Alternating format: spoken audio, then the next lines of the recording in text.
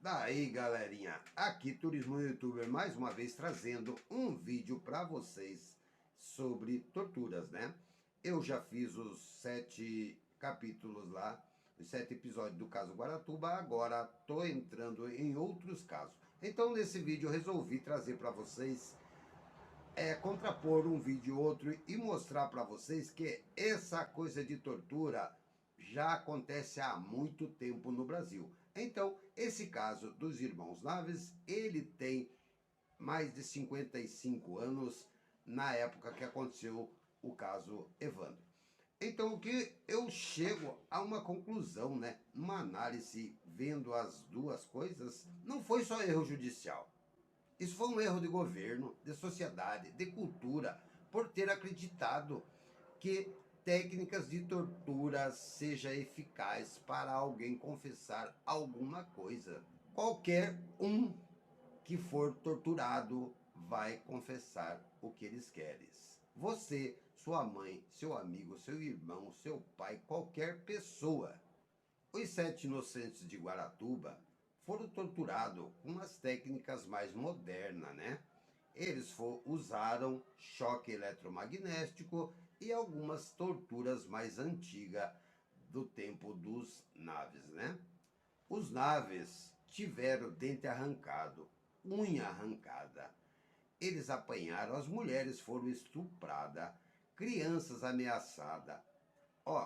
Levaram tiro. Foi uma barbárie que aconteceu.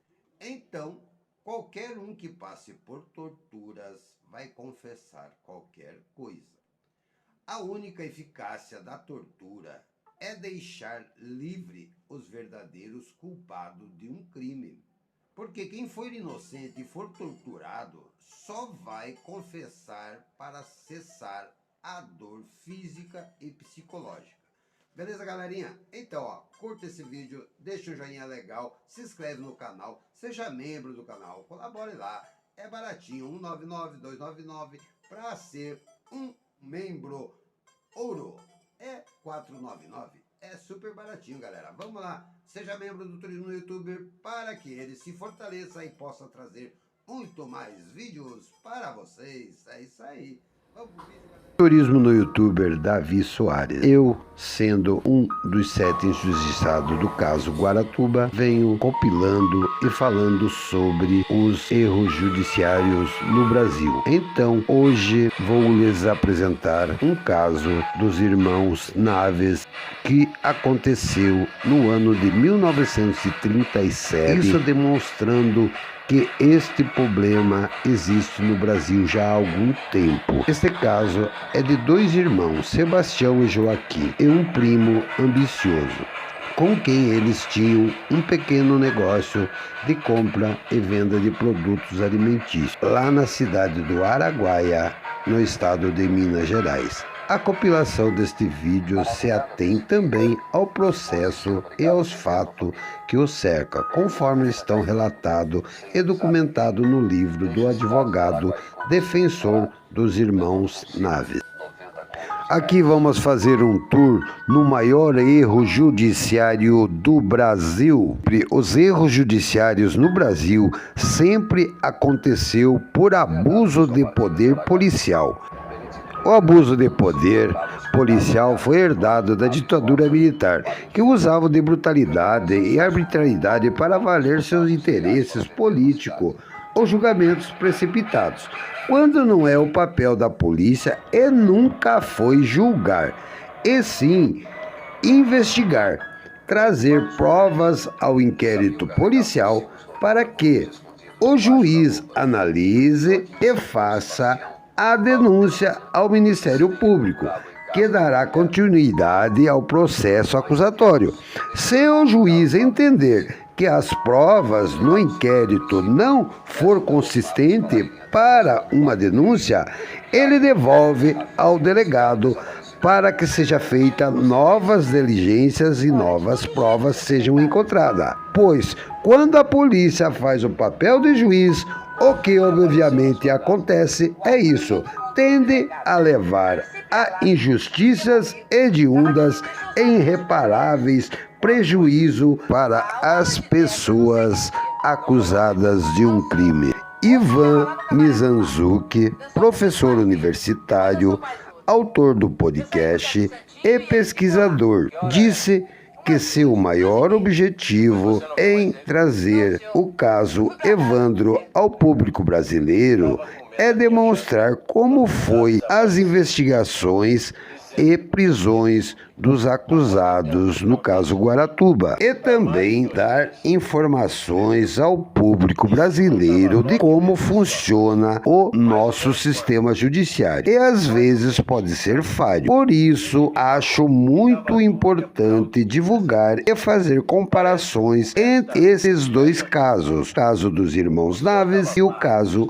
Guaratuba, que é a injustiça cometida por policiais militares que tomaram para si próprio o direito e o poder de investigar, mas não o fizeram da forma que está explícito na lei. Investigar, encontrar provas cabais, como documentais, testemunhais, que levem a provar que houve um crime e de quem foi sua autoria. Também achei muito importante trazer a público o caso do Irmãos Naves e sua família, que já 55 anos atrás, em 1937, sofreram com os desmandos da Polícia Militar e um governo conivente, o Estado Novo de Getúlio Vargas.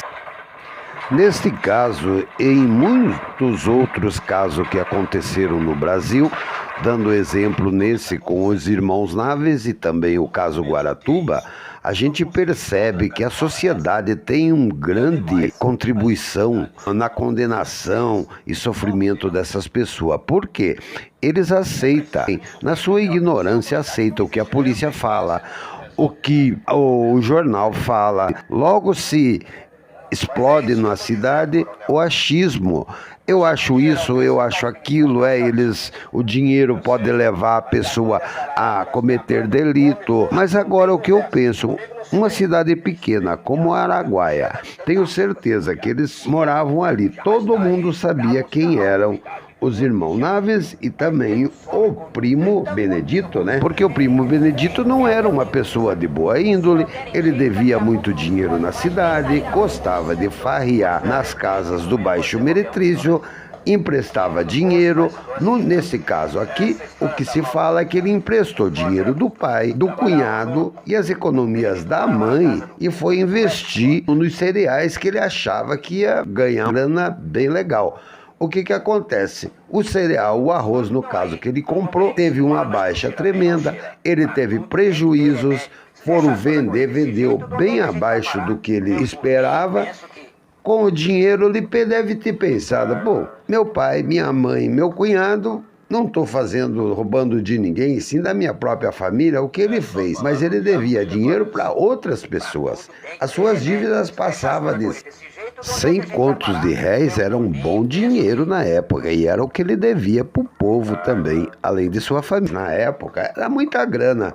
O que ele fez? Na noite do dia 29 de novembro, sorrateiramente ele pegou o trem e vazou da cidade, ficando a interrogação para os irmãos Naves e para todo mundo. E o tal Benedito, não estavam juntos lá na inauguração da ponte?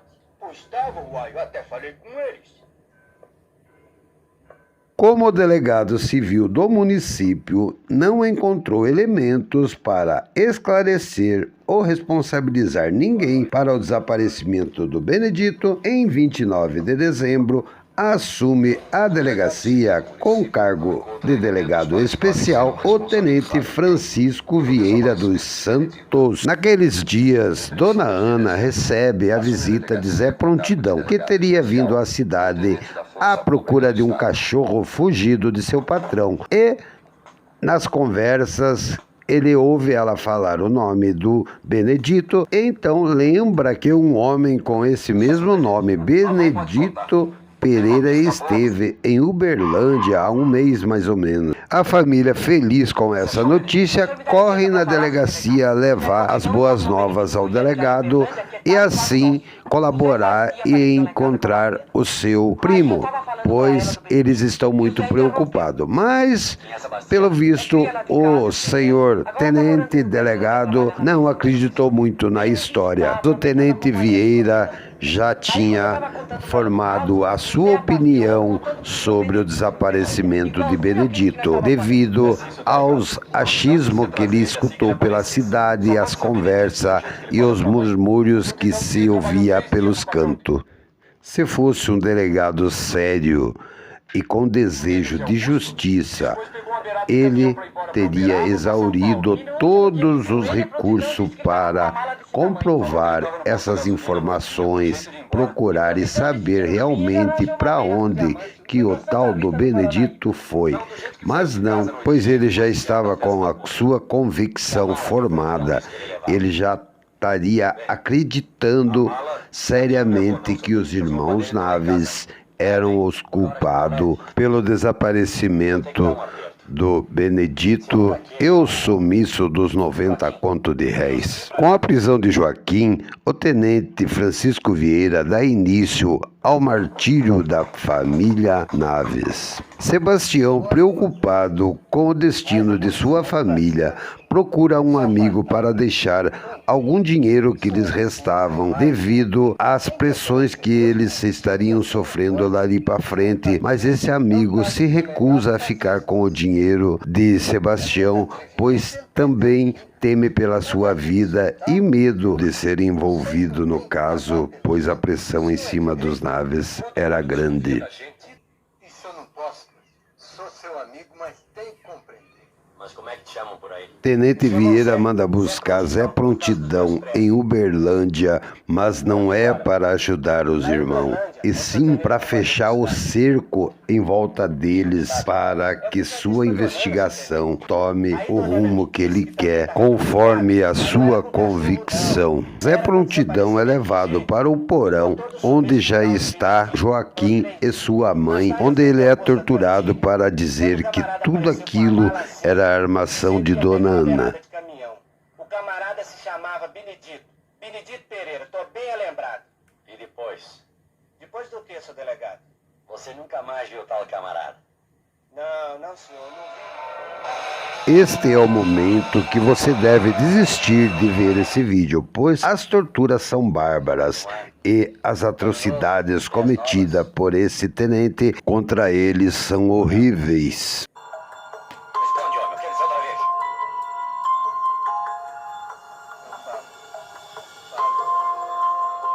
Senta. História do cachorro. Dona Ana pediu pra você contar essa história.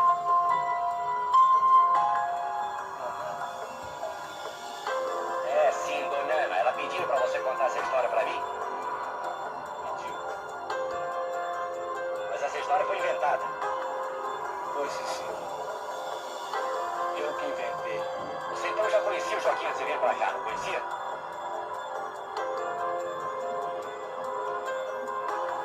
O Sebastião.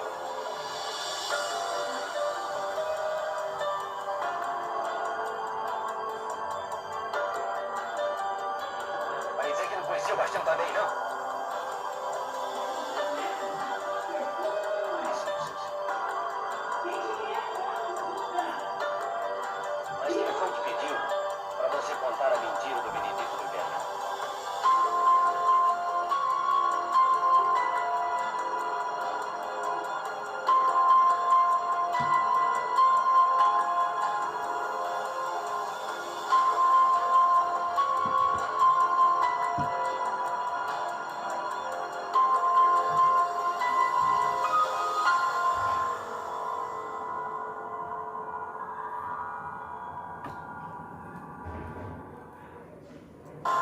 O Joaquim prometeu dinheiro pra você dizer que viu o tal Benedito. Não prometeu?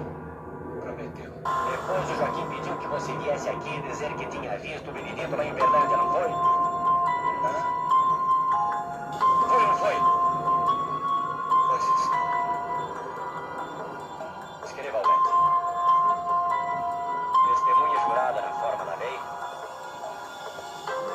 Ferida pela segunda vez, respondeu. Solta, velho, o tenente mandou.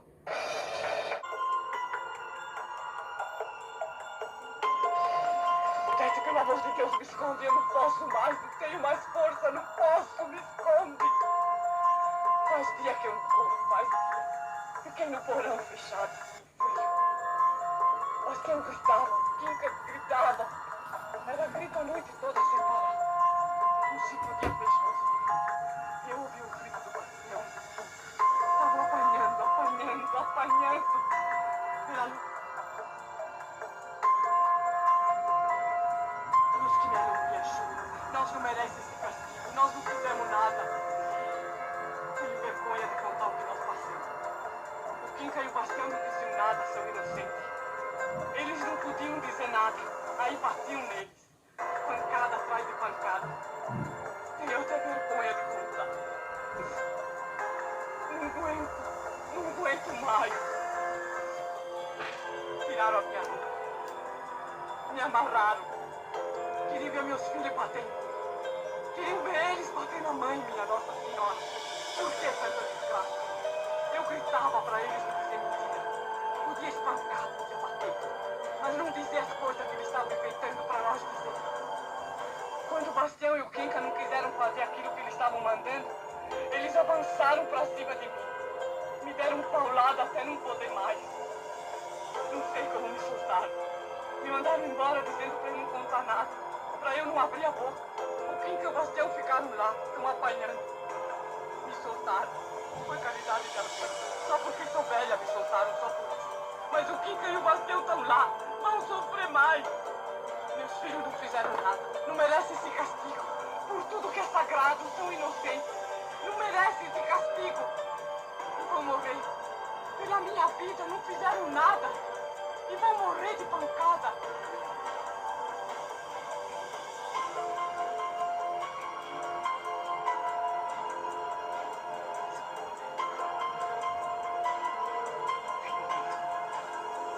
Não me faz ir embora daqui, Dona Beta, por caridade. Não me manda embora, por misericórdia, não me deixa.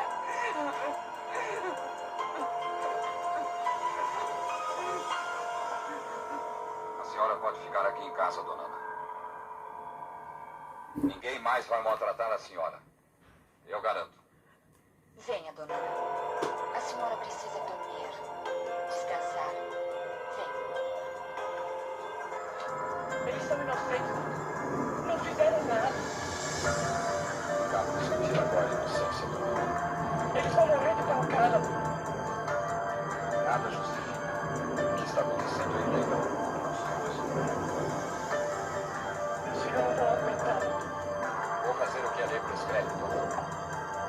Inocentes ou não, eles não podem ficar na cadeia desse jeito. A Constituição manda dar-se habeas corpus sempre que alguém sofrer ou se achar na iminência de sofrer violência ou coação ilegal.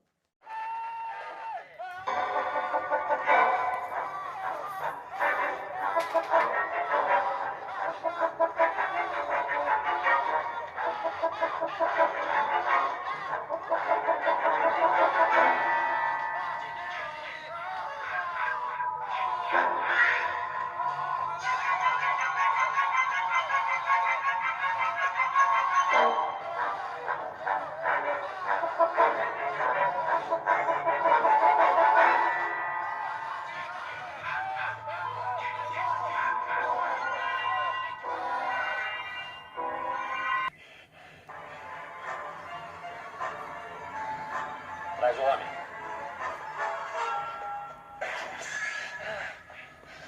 Então, você não viu mais o Benedito? Não vi. Você não viu mais o Benedito? Não vi. Acerto. Não quer por dentro, é por mal. Vamos matar teu irmão. Quero ver se você não confessa. Soldado, solte Sebastião.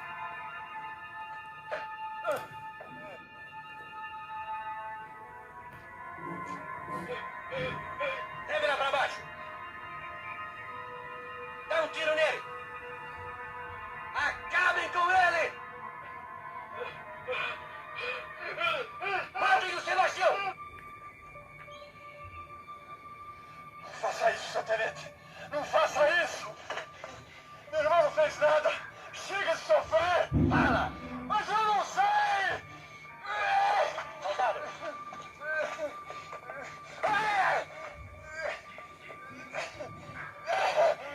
Fala. Eu sou uma inocente. Meu irmão não fez nada. Para, seu tenente.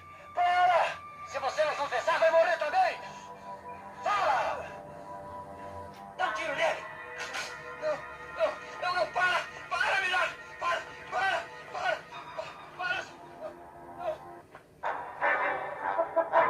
Dá um tiro pelas costas. Vocês comigo.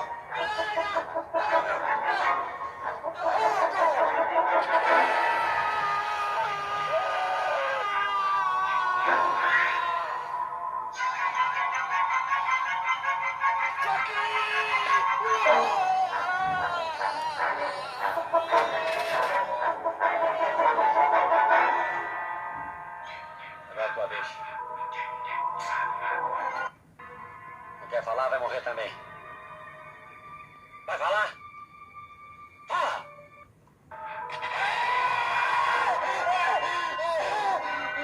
Eu falo. Fala tudo o que o senhor quiser.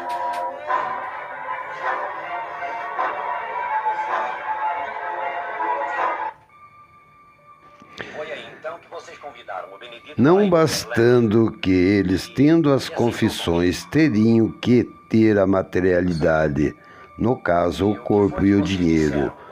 Os irmãos Naves, mesmo sabendo, pensando na verdade que confessando que tinha sido eles que tinham cometido o crime, roubando o primo e matando, não sabia eles que as torturas iam continuar, pois eles precisavam do dinheiro, dos 90 conto de réis.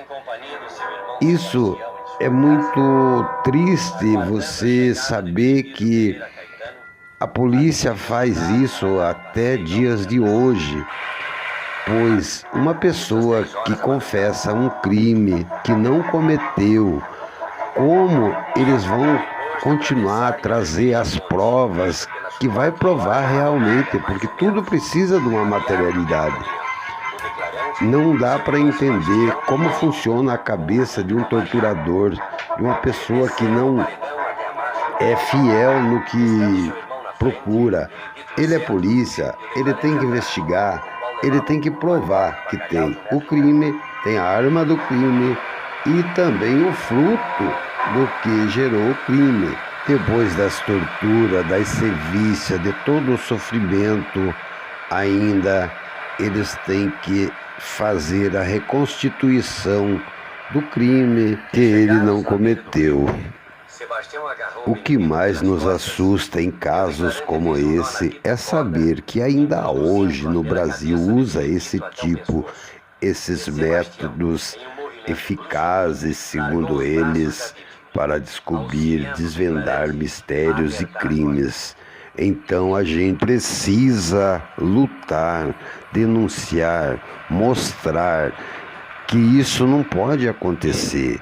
A gente vive numa Constituição, num país democrático, temos leis e ordem a ser cumprida.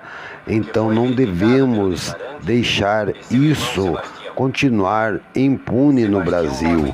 Torturadores no Brasil não é preso, não é desvendado, não se descobre quem torturou, quem causou o dano maior sobre aquelas pessoas que foram torturadas.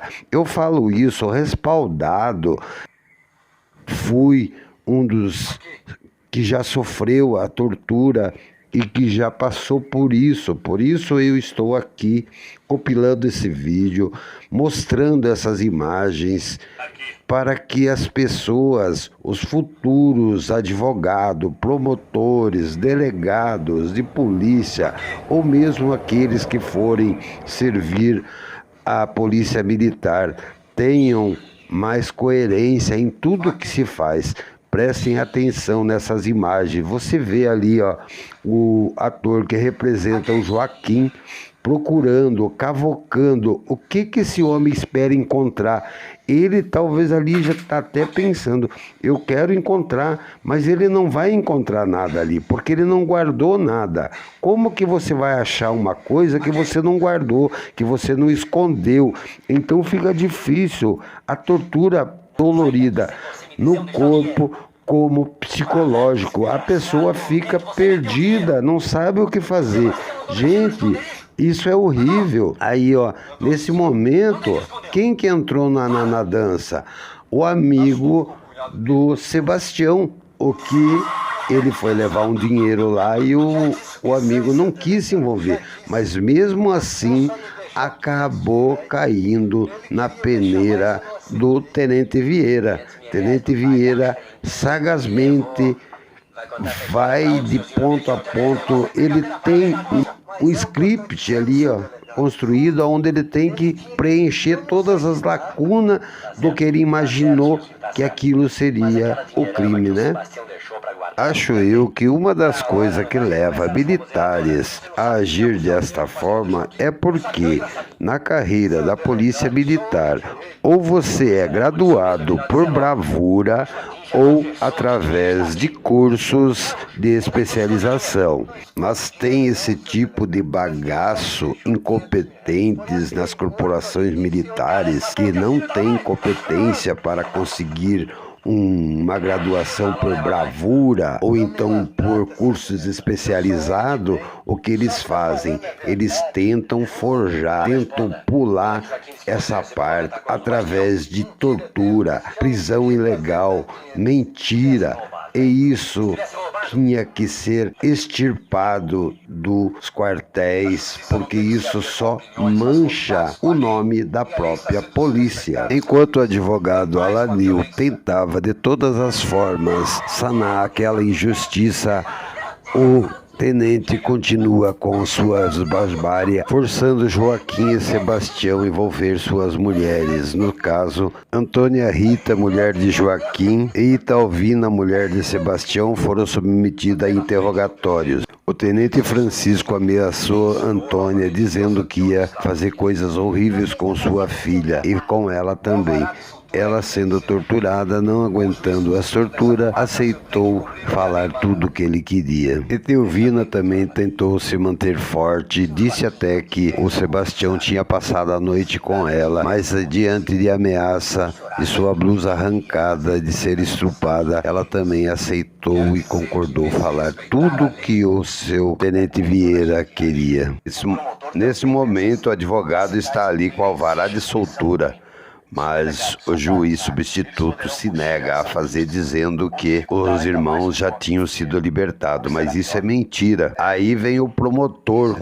Olhem a capacidade desse promotor. Ele está ali agindo contra a lei, porque fica inquirindo, explicando, tentando ludibriar um juiz para que ele faça a denúncia e expeça a prisão preventiva dos irmãos Naves. Agora, um detalhe, já há algum tempo eles estão presos. Agora que está sendo tratado da denúncia. Vejam bem, hein? Eu não sei como que foi esse inquérito, não achei, mas eu acho que nem inquérito policial devia ter aí, né? Foi no mesma forma assim como os 7 inocentes de Guaratuba. O mandato de prisão foi feito depois que já algumas 30 horas, 40 horas já estavam presos. Mas ali, ó, como aqui eu tô só para mostrar as falhas que são cometidas até dias de hoje, falhas com consciência, né? Porque uma pessoa como esse tenente aí, ó, da forma que o ator representa ele, são relatos feitos pela própria família, as meninas aí que estão sendo torturadas. Neste momento ele está, eu tiro as imagens mais fortes, mas ele está ameaçando ela com o filhinho dela. O outro está com o filho no colo e tentando, dizendo que vai matar o filho dela. Agora preste atenção vocês, uma mãe vê alguém ameaçando o seu filho, com certeza vai confessar qualquer coisa. Então eu neste meu relato, é isso que eu quero mostrar, enfatizar essas partes, porque talvez eu não fiz a narrativa da história na íntegra, porque outras pessoas já fizeram. Por isso, algumas imagens fortes eu fechei, eu tampei neste vídeo, mas recomendo que vocês vão na plataforma do YouTube, existem vários vídeos. Esse caso foi muito falado, ele só voltou a ser comentado nos dias de hoje por causa do caso Guaratuba, que veio na mídia, porque tudo você vai achar material de 2020 para cá.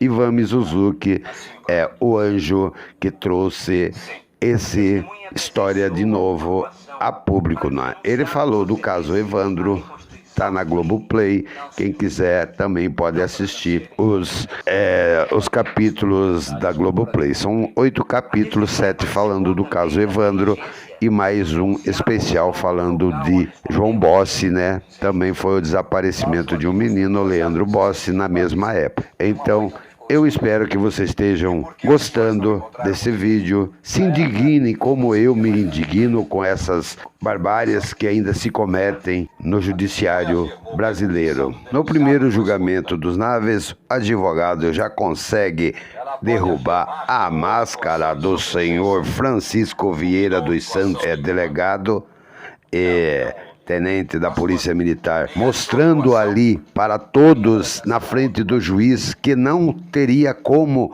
continuar escondendo essa história horrenda da sociedade brasileira. Então, ali, neste momento, o tenente é envergonhado perante todos e sai. Ele sai, mas com muita raiva e proferindo ameaças ao advogado, dizendo que não poderia garantir mais sua segurança daquele momento em diante.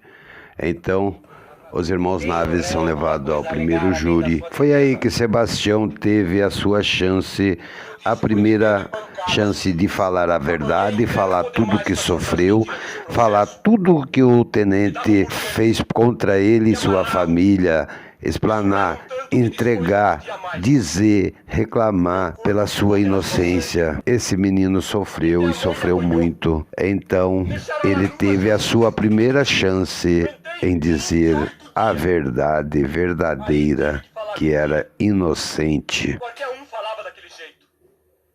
Juro por Deus e pela vida dos meus filhos. Eu sou inocente.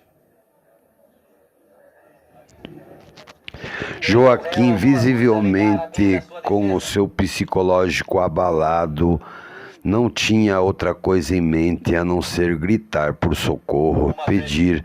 Tinha muito medo do tenente. Ele gritava e ele já não estava bem fisicamente, psicologicamente. Percebe-se que ele fica muito abalado com tudo que aconteceu, pois não dá para dizer quem sofreu mais, quem sofreu menos, mas eu acho que foram torturados até não aguentar mais, e que Deus os abençoou com a liberdade. E a verdade florescia naquele instante.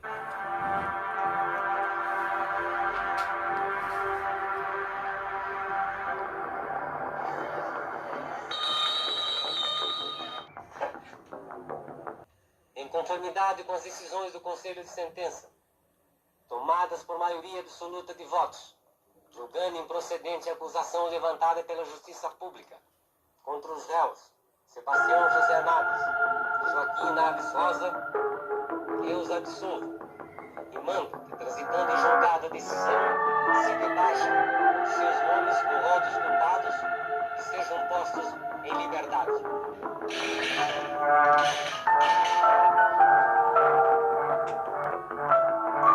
Então a promotoria endurece mais a injustiça contra os irmãos. Eles devem aguardar a apelação da promotoria, presos por causa da apelação que anula o primeiro julgamento. Os irmãos vão ao segundo júri e novamente são absolvidos, mas outra vez, devido a não unanimidade de votos, continuam presos. A promotoria tem apelado também do segundo júri. No terceiro júri, os irmãos são condenados a 25 anos e 6 meses de reclusão pelos tribunais de justiça do Estado. Proferindo a sentença, a pronúncia apreciou atenta análise. Dificilmente não se fala da prova de latrocínio. A pena foi atenuada para 16 anos e os Naves, ao cumprir 8 anos no fechado e por bom comportamento, sua pena teve a progressão do regime do fechado para o aberto, saindo incondicional. O Joaquim, sofrendo de enfermidades devido às torturas, morre em um asilo da cidade 1 ano depois. Benedito, o fujão e causador do suplício dos irmãos Naves, foi descoberto que estava vivendo escondido na fazenda de seu pai. Sebastião, com a ajuda de um repórter e a polícia, foram em busca do fujão. Benedito. Foi tamanha a surpresa e medo do Benedito quando viu Sebastião em sua frente. De joelho clamou pela sua vida, dizendo: "Não me mate, por favor, primo. Não sabia do que tinha acontecido com vocês. Eu só não voltei porque não tinha dinheiro para pagar as minhas dívidas. Vocês sabiam que eu devia muito, pelo amor de Deus." Mas Sebastião, com olhos cheios de lágrima, olhou e disse: "Primo, graças a Deus que você está vivo e agora podemos provar a nossa inocência." Então Benedito é preso e levado para Aguari. Lá chegando, a população, já sabendo, queria linchar ele. Então ele fica hospedado na delegacia porque ele não pode ser acusado de nada por acharem que ele não tem nada a ver com o ocorrido. Benedito, mesmo dizendo que não tinha nada a ver com o peixe, que não sabia do ocorrido, tinha mudado a sua identidade há alguns anos atrás. Então, para provar que Benedito era o fujão, eles tinham que provar que era ele mesmo. Então, para fazer isso, mandaram buscar sua família na outra cidade onde ele estava. Mas o avião que eles estão vindo cai e morre todos a bordo. Benedito, ao saber do acidente de seus familiares, tenta suicídio, mas não consegue. Aí ele é solto, vai embora e nunca mais se ouviu